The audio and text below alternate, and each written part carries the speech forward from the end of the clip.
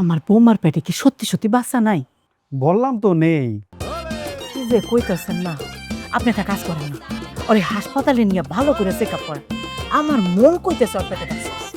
দেখুন, আপনার মন বললেই তো আর আপনার বৌমার পেটে বাচ্চা চলে আসবে না। তাছাড়া মাথা ঘুরালে বা বমি করলেই যে পেটে বাচ্চা চলে আসে এটাও কোনো কথা না। আই এম শিওর, আমি খুব ভালো করে চেক আপ করে দেখেছি তার পেটে কোনো সন্তান নেই।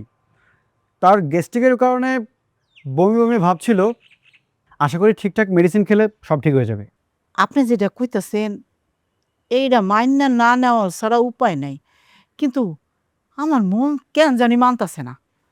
আমার হিসেবে তো এই ভুল হইতেই পারে না। শুনুন, এরপর থেকে যখন হিসাব নিকাশ করবেন একটু বুঝে শুনে করবেন, তাহলে আর কোনো ভুল হবে না। আজ আমি আসি। আর শুনুন, মেডিসিনগুলো ঠিকঠাকভাবে খাওয়াবেন। ঠিক আছে, হ্যাঁ গো, ওষুধ হেরায় খাইয়া নিব। জান আপনি আমার হিসেবে এমন ভুল, বিষয়টা আর